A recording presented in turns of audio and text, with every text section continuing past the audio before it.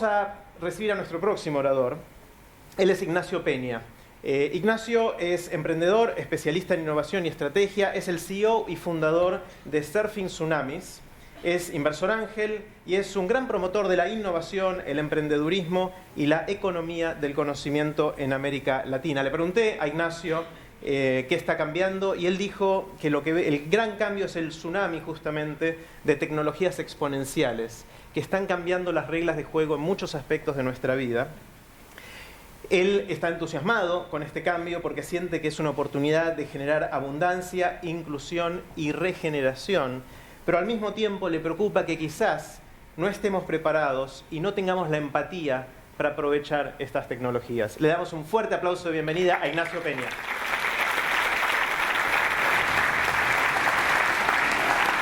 Gracias. Buenos días, ¿qué tal? ¿Cómo están?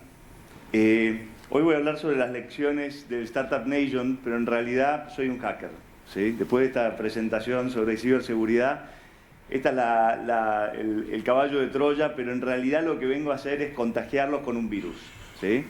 Un virus de fascinación con lo que está pasando en Israel y con este pueblo que ha creado cosas y sigue creando cosas absolutamente increíbles. Y les voy a compartir un poco un viaje que fui haciendo, digamos, al descubrir este país. Un viaje que empezó con lo básico, ¿no? Digamos, ¿qué es Israel? Bueno, un país más chico que Tucumán, lejos, en una zona, digamos, muy turbulenta, pero también cuando miramos un poquito más, es casi 3 veces más rico que nosotros, a pesar de estar en un desierto. Tiene una economía que, digamos, solo viene performando como una máquina, digamos, no tiene inflación, no tiene desempleo desde hace mucho tiempo, la deuda viene cayendo de 180% a 60%, y ahí empecé a ver, bueno, tal vez hay algo que pueda aprender, pero de ahí lo que pasó fue que, digamos, fui, pero ¿por qué fui? Fui porque alguien me dijo, tenés que venir y conocerlo, ¿sí? Y empecé a conocer y conocí, bueno, está bien, tiene ciudades interesantes como Tel Aviv, que está al lado del Mediterráneo, un lugar lindo, vibrante, una especie de New York, Haifa, una ciudad universitaria de investigación, Jerusalén, ciudad antiquísima, donde se encuentran tantas tradiciones históricas, tantas religiones, un lugar tan lleno de historia y de significado, ¿no? Pero realmente la cosa tomó fuerza cuando entendí que acá lo que está pasando es que, digamos, hay un Startup Nation. Y básicamente fueron amigos que me dijeron, no, mira esto, ¿sí? Y justo vino Saúl Singer y los conectamos, esto hace varios años, lo conectamos con distintas personas del ecosistema emprendedor y vimos la magnitud de lo que puede llegar a ser la transformación de un país cuando se pone las pilas con respecto al tema de la innovación. Y básicamente vimos que mismo un país chico puede ser una estrella en el mundo de la innovación, ¿sí? Una estrella que lidera al mundo en términos de investigación y desarrollo en relación al PBI, en el tamaño del ecosistema de startups, en el número de empresas que tienen Nasdaq, en el Venture Capital en relación al PBI, publicaciones, digamos, la eficiencia en la transferencia de tecnología a las universidades, la generación de patentes, en todo. Ahora, ¿cómo es que hicieron esto?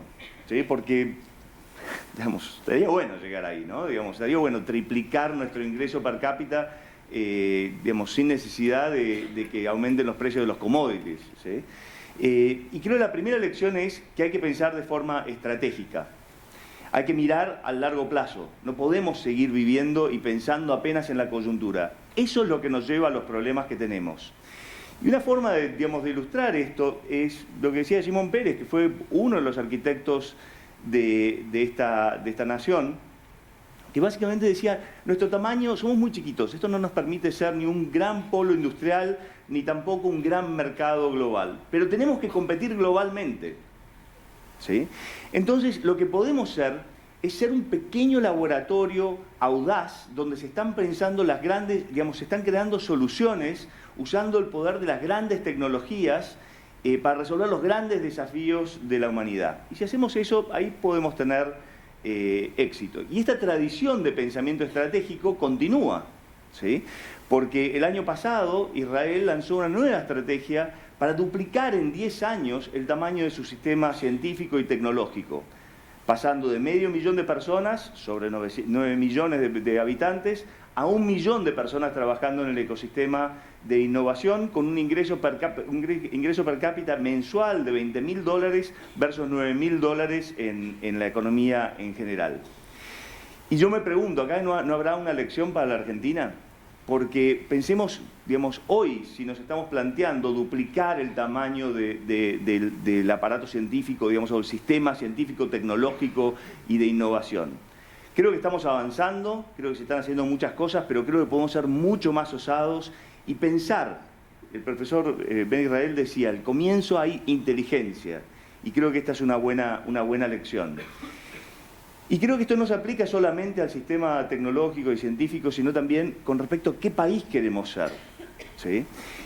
Porque hoy, digamos, y ya hace mucho tiempo, en realidad la Argentina vive pensando en las políticas y en la gestión, en cómo resolvemos los problemas del hoy, qué hacemos con las tarifas y demás.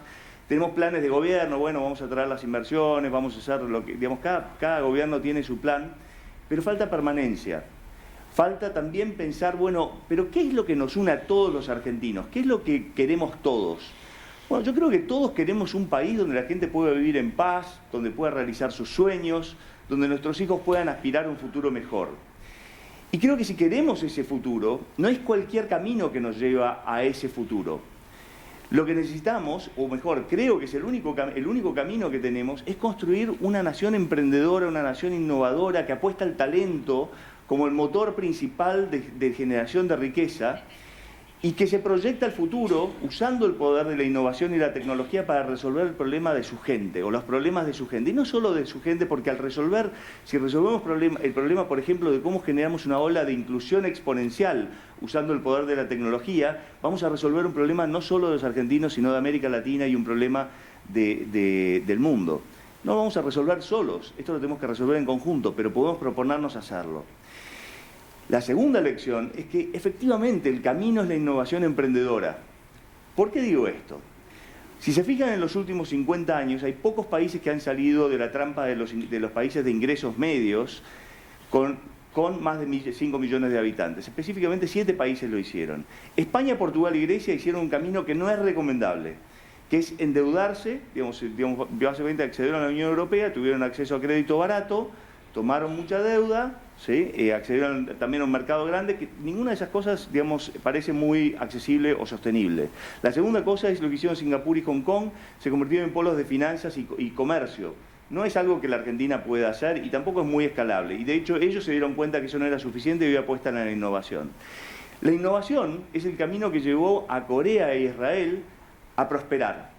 Y yo creo que este es el único camino que es sustentable, es escalable, es replicable, el único camino accesible a la Argentina. Pero Corea lo hizo transformando grandes grupos corporativos que ya eran globales en grandes empresas de tecnología, LG, Samsung, ¿sí?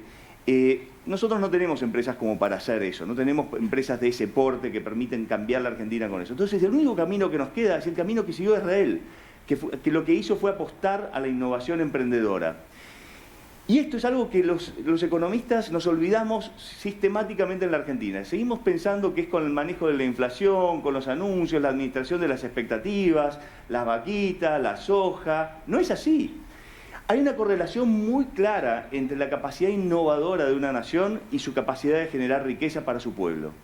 Y esto es algo que no hablamos lo suficiente. En esta materia los economistas argentinos están todos bochados. No saben sobre estos temas. Y en la medida que no sepamos sobre estos temas, no vamos a poner a la Argentina en una trayectoria de crecimiento. No es una buena estrategia tratar de salir de esa curva, la mejor estrategia es transitar por esa curva. La segunda lección que creo, o la tercera lección que creo que tenemos que aprender es que no hay excusas. Acá ven una foto de Ben Gurión, padre de esta nación, y ven su espíritu, ¿sí? Un espíritu, era bajito, ¿sí? Pero tenía espíritu de guerrero en el buen sentido. Llegaron a un desierto, estaban siendo atacados y lo que hicieron fue tornar el desierto en tierra fértil. Pero no solamente eso, sino que además no tenían agua y lo que hicieron fue tomar agua del mar, desalinizarla y generar abundancia de agua. Entonces fue el espíritu humano el que permitió superar las limitaciones. Otra forma de ver que no hay excusas es que Israel está rodeado de naciones que le son hostiles, ¿sí? Está lejos de los centros de investigación, lejos de los principales mercados, tiene condiciones subóptimas para los emprendedores y mismo en un entorno de guerra y de terrorismo están consiguiendo hacer esto. Para que se den una idea, uno puede pensar que ellos tienen todo perfecto y que las condiciones son ideales para innovar, pero la realidad es que no es así. Hay una cantidad de puntos en los cuales Israel es flojo, ¿sí? No es un lugar que le dé buen crédito, por ejemplo, a los emprendedores, sí, hay burocracia, los mercados tradicionales están dominados por pocas empresas, la burocracia para abrir una empresa es significativa.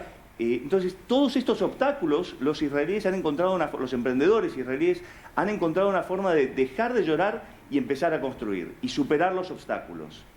Y creo que nosotros podemos hacer lo mismo. Y están haciendo cosas que están en la vanguardia del mundo. Entonces, si ellos pueden hacer eso en el desierto, rodeado de enemigos, con condiciones adversas, inclusive dentro de su propio país, ¿por qué es que nosotros no podemos hacerlo?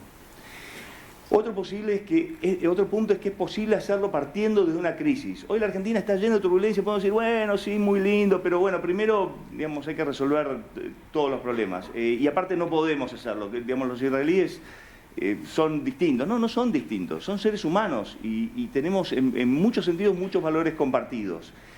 Israel en 1985 era un país quebrado, más de 300% de inflación, más de 180% de deuda sobre el PBI, 15% de déficit público, ¿sí? Nosotros nos quejamos del nuestro, 15% de déficit público, la economía estaba dominada por el sector público, era una economía básicamente socialista y no tenía startups.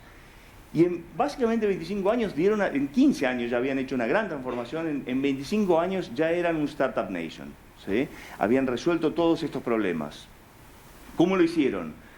3 pilares: estabilizaron la economía, y para eso una de las cosas que hicieron fue, por ejemplo, trabar el gasto público y dejaron que la economía creciera y redujera el peso del gasto público sobre la economía como un todo. Entonces ni siquiera hacía falta un gran ajuste, pero hicieron un ajuste y se juntaron los empresarios, los sindicalistas y el gobierno y dijeron, ok, los empresarios no aumentamos los precios, los sindicalistas, bueno, no aumentamos los salarios, y el gobierno, nosotros hacemos un ajuste inicial y trabamos el gasto. La segunda cosa que hicieron es modernizar, ¿sí? Abrieron más la economía, somos una de las economías más cerradas del planeta, no puede ser tan virtuoso eso. Y la tercera cosa fue innovar, y ahí hicieron una serie de iniciativas que fueron muy importantes. Otra, y voy a mencionar, pero un punto fundamental es que nos tenemos que dar cuenta que el camino para esto es crear un ecosistema integrado, trabajar juntos, ¿sí? Crear, digamos, tener un aparato científico que trabaja con las universidades, que trabaja con las empresas, que trabaja junto con el gobierno para hacer políticas, que trabaja con startups, y todos estos elementos están en Israel y son potentes. En la Argentina, perdón, vuelvo un segundo, en la Argentina somos una de las 10 naciones con peor ecosistema de innovación en términos de la articulación de ecosistema. Si ven en el Global Innovation Index, somos muy buenos en el capital humano, muy malos en el entorno para hacer negocios, ¿sí? En términos de entorno jurídico, entorno de mercado y demás, pero el peor indicador es cuánto colaboran los distintos elementos del ecosistema. Somos pésimos.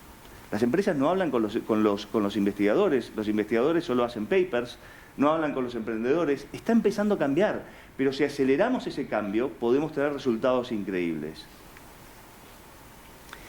El otro punto, otra lección que para mí fue importante, es que el Estado tiene un papel importante para desempeñar, pero no es regalando plata, porque si no está regalando plata para los que más tienen. En un país donde tenemos entre 25 y 30% de pobreza, no podemos estar regalando plata para gente de clase media o para gente rica. Lo que hicieron los israelíes es diferente, matching funds, ¿sí? Si alguien pone plata, yo también pongo plata, pero no te la regalo, te la presto y me la devolvés con intereses, ¿sí? ¿Y qué hicieron? Hicieron 3 políticas para resolver 3 imperfecciones del mercado. Una es que el sector privado investiga demasiado poco, subinvierte en investigación y desarrollo. Entonces crearon un programa de matching funds con incentivos para investigación y desarrollo. Y tuvo resultados increíbles. El segundo, se dieron cuenta de que había gente con ideas buenas, pero no sabía cómo crear una empresa. Entonces crearon un programa de matching funds para, digamos, crear una red de incubadoras con matching funds para gente, científicos o gente que tuviera ideas de desarrollo y necesitara investigar un poco más y desarrollar la empresa y el producto. Vieron que creaban productos fenomenales, pero que eso no era suficiente porque no salían a conquistar mercados. Y se dieron cuenta que lo que faltaba era capital emprendedor, venture capital. Y lo que hicieron fue crear el programa IOSMA, que es referencia global, y crearon un programa de Matching Funds, donde pusieron 10 fondos con, digamos, 80 millones de dólares en total, y básicamente invitaron al sector público a poner otra cantidad parecida. Es parecido a lo que se está haciendo con la ley de emprendedores. Lo hicieron de una forma más agresiva, más rápida, y tuvieron resultados increíbles. Toda la plata volvió. Y crearon, digamos, lo que es la mayor industria de venture capital del mundo en términos de relación a la economía. El venture capital es el combustible, y esta es otra lección, para los startups. Ustedes pueden ver ahí que el número de startups en Israel despega, y perdón, acá no ajusté bien el tamaño de los fondos, pero despegan en dos, digamos, las dos bolas son cuando se crea el programa de incubadoras y el programa de IOSMA Program. Entonces, cuando crean esos programas, se despega el número de startups. Entonces, desmitifiquen la idea de que esto es porque es Estados Unidos, porque la diáspora. No, políticas inteligentes. En el comienzo hay inteligencia, como decía el profesor. Otro punto es, hay que crear incentivos para la investigación y el desarrollo privado. En la Argentina apenas tenemos 0,7% aproximadamente del PBI en investigación y desarrollo. Y la gente puede decir, tenemos que gastar más.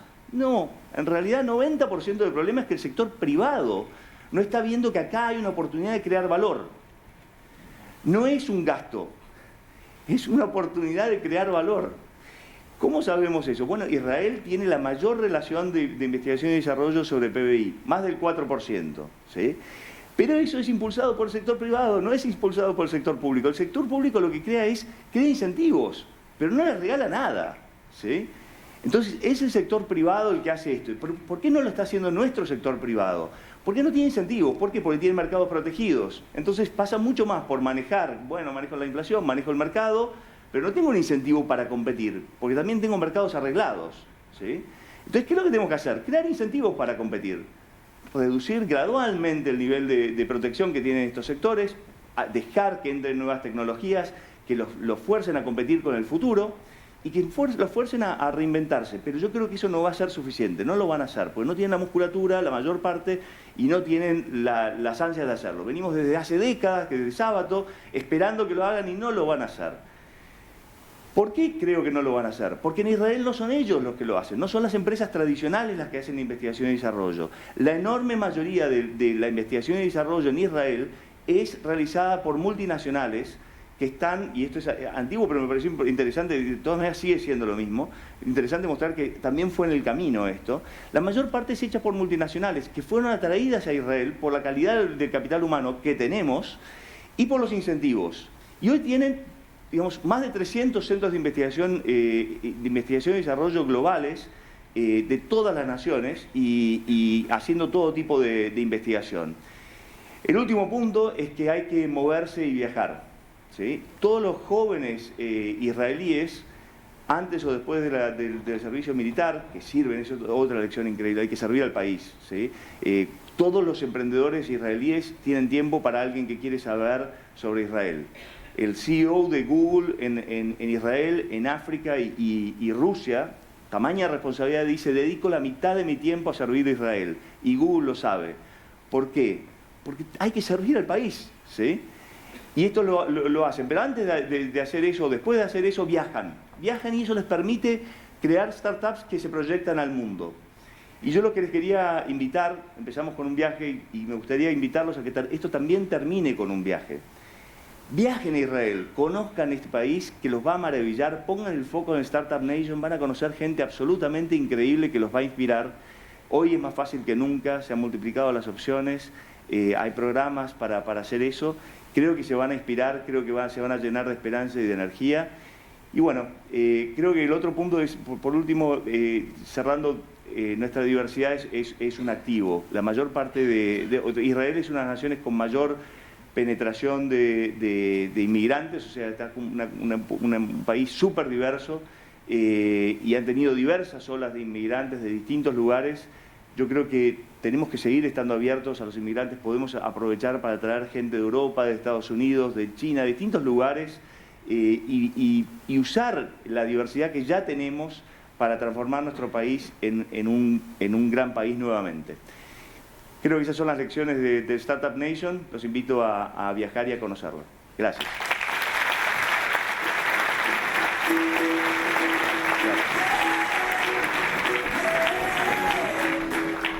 Ignacio Peña. Un aplauso de nuevo para Ignacio.